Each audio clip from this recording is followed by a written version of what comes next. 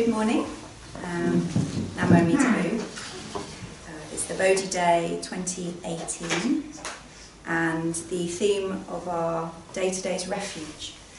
It feels like a real privilege to be sitting here in front of you speaking about such a huge topic. And what I sometimes do when I feel a bit overwhelmed by a topic is I kind of go to a favourite book and just open it and see what the universe has for me.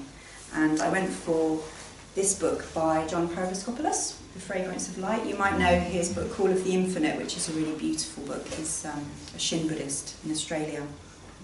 And this is basically a book of all his favourite quotes from the sutras and from Pure Land teachers. And at the back there are some longer poems. And there's one by a man called Asahara Saichi. He was born in 1850. And I'll just read the end of it. I'm going to read it a couple of times. So, Saichi, he's sort of talking about himself. Saichi, you are so miserable. Miserable I am, but I see the sparkles. I see the sparkles. My deluded thoughts are still there, no bones about it. And this is something our Oya allows, for they become the seeds of our joy in Dharma. Until life's end, they will go hand in hand with me. How this makes me feel happy all over. Saichi, how will you spend your future? I'll spend it in the mercy of Amida. Where have Saichi's desires gone? They are still here. I hate, I love, I crave. Parents' mind and child's mind. Between them there is no restraint. Namu Amida Butsu is both parents, come, and child's, yes. So what I really loved about, well, I'll say in a minute what I really loved about it. I want to tell you a little bit about Asahara Saichi before I go on. Saichi was born in 1850, and he's what's known as a myokonin, which is a Japanese term, and Dharmavijja likes to translate it as shiny person, and it can also be translated as a person of light, but a simple person. And myokonins are mostly associated with Pure Land Buddhism because they are associated with people of very deep faith who don't necessarily do much intellectual kind of thinking about things. They just are full of the Dharma. They're full of joy, the joy of the Dharma. D.T. Suzuki wrote this about them, which I think is quite nice, which I'll read out to you. They are so he's talking about myokonins. They are distinguished generally by their good-heartedness, unworldliness, piousness, and lastly their illiteracy. That is, not being learned in the law of their religion, and not being at all argumentative about what they believe. They are not intellectually demonstrative. Just go on practicing what they have innerly experienced. When they express themselves at all, they are unaffected. Their words come directly from their innermost hearts and refer directly to the truth of their faith. And they have often gone unrecorded in history because nobody's really writing down what they say. Asahara Saichi was, he made clogs, he made kind of Japanese shoes, he was a cobbler. Carved the wood, and he wrote down his poems on the shavings of wood, and it said that he compiled, in the last years of his life, there were about 10,000 of these verses that he wrote. He wrote a couple every day for a decade or a couple of decades. He was actually born into quite difficult circumstances. He was born into a poor family, and his dad quite quickly left to become a monk. So he kind of lost his dad. And then his mum remarried, and he went to live with one of his grandparents. So he lost both of his parents, but they still lived in the same place. They were all living in the same area. So I imagine that being a little boy and being rejected by both of your parents must have been pretty tough. He was interested in Dharma quite early in his life, and he, in his 20s, he decided he was going to listen to all the Dharma talks, and he continued to kind of be interested in the Dharma throughout his life. He married and he did various jobs, but it was only when he was about 55 that he came back to where he used to live and became a cobbler. And at that point, he found a local priest who he had a beautiful connection with, and over the next 5 years he practiced with this priest. I read yesterday that one of the things that happened at that time was he really wanted to be good. He really wanted to be a kind of a virtuous person, and he thought that virtuous people looked after their parents. So he invited his dad, who was still like living in a little sort of hovel somewhere as a monk, if he'd come and live with the family. And his dad said, "No, I'm not going to come and live with you." And that was a really big thing for him. It sort of subverted his ideas about what he should do, or what should be fulfilling to him, or what would make him a good person. And then it said that at the age of 60 he attained faith. So I guess this is a kind of a Shin idea that there's an awakening of faith in a particular time.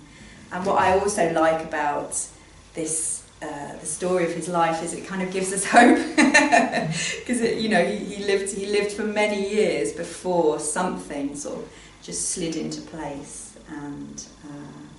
and he became transformed. And he wrote about this moment. He said, "My eyes change, the world changes. This place turns into the Pure Land. How happy I am. Namu Amida Butsu." So that was what he wrote when that moment happened. And there was something about seeing through different eyes which transformed the world for him into the Pure Land. So to go back to the poem, there are a few different points that I really like, and these points also repeat through the rest of the poem. If anyone wants to read the whole thing, then let me know. The first thing, the first sentence, Saichi, you are so miserable. That repeatedly in this poem and in his other writings, he returns to his own wretchedness, his own bonbu nature, his own limits.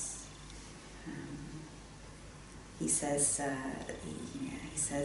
Saichi's heart, how miserable! All kinds of delusion thickly arise all at once. A hateful fire mixed with evils is burning. Saichi's heart worrying, a heart in utter confusion."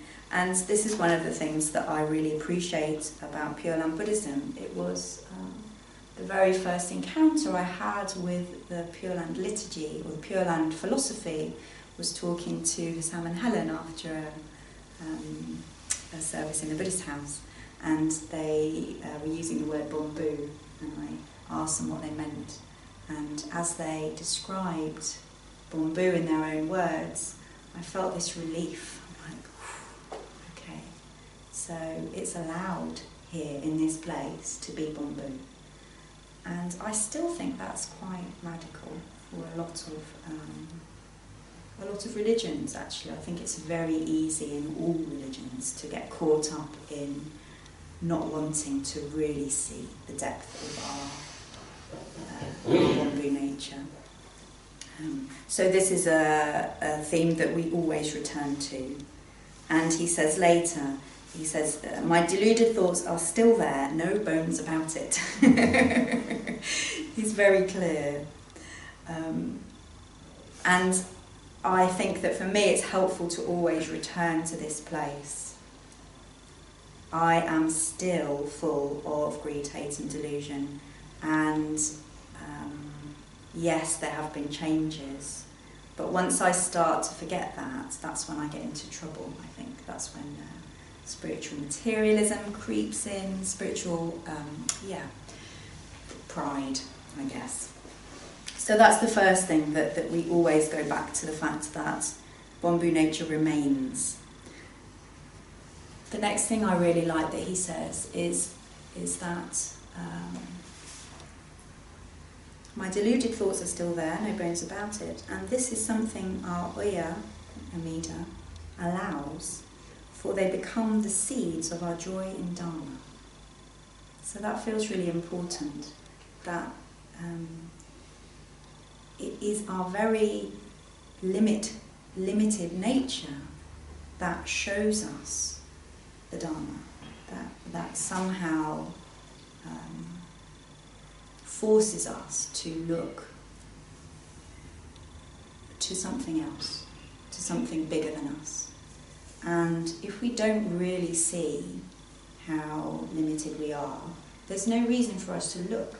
We just keep looking at ourselves, thinking, oh, aren't I doing okay here? Or, oh, I'll work really hard and then I'll fix it, or whatever. There's something about that first step in the 12 steps, which is a deep, deep acknowledgement of how dependent we are and how we need help, And this is not a popular message in the West. You're all in this room, so you're kind of sort of with it, but this is not what people want to hear. People want to hear that if we give them tools, they will be able to fix themselves.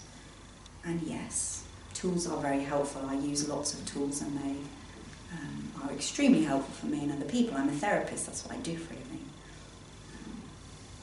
And we need to go back again and again to the first noble truth, to our Bonbu nature, suffering and limits. And this is the gate through, it's the Sangame one, into contrition, into grace, into Amida. The other thing I like about this poem, the series of poems, is the sparkles. Very fond of the sparkles. There's a little note on the bottom, the bit where it says, Saichi, you're so miserable. Miserable I am, but I see the sparkles. I see the sparkles, which refers to the Oscar Wilde quote, which some of you might know. We are all lying in the gutter, but some of us are looking at the stars.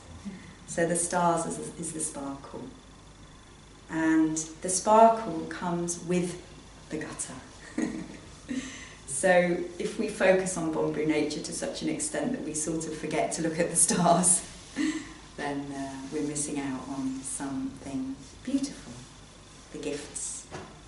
And in my experience, they're always kind of mixed in together. You can't get the sparkles without the gutter, you can't get the lotus blossom without the mud. And the last thing that I'd like to leave you with is the comfort of refuge, the comfort of this thing that we do, which is calling to Amida and allowing Amida to come to us. And he says, parents' mind and child's mind, between them there is no restraint. Namo Amida Butsu is both parents' come and child's yes. And for me, in that yes, there is a deep, deep comfort which moves me as I think of it. That we are received. We are received, and we are received exactly as we are, with all of our delusion. And you know, Saichi really lays it on pretty thick in terms of his own opinion of his own nature.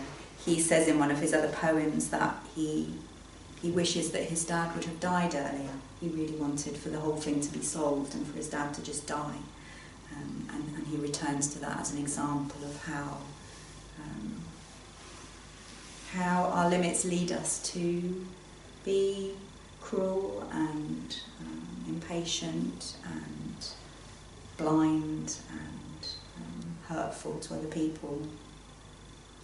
And as it says in the Tai Chi prayer, we're full of sorrows and we're full of this kind of this mess, and we feel okay. I can't remember the exact verse, but some of you will remember it, that both of those things go together.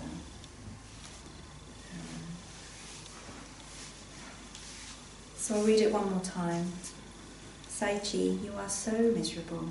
Miserable I am, but I see the sparkles, I see the sparkles. My deluded thoughts are still there, no bones about it. And this is something our Oya allows, for they become the seeds of our joy in Dharma. Until life's end, they will go hand in hand with me. How this makes me feel happy all over. Saichi, how will you spend your future? I'll spend it in the mercy of Amida. Where have Saichi's desires gone? They are still here. I hate, I love, I crave. Parent's mind and child's mind. Between them there is no restraint. Namu Amida Butsu is both parent's come and child's yes. Namu Amida Butsu. Just before the end, I know that feels like a good end, but I've just got one more poem I just want to share. This is the poem that he wrote about dying. Saichi, what if you stopped breathing now? Yes, fine. I'll stop breathing within you. Namu Amida Butsu, Namu Amida Butsu. Namu Amida Butsu.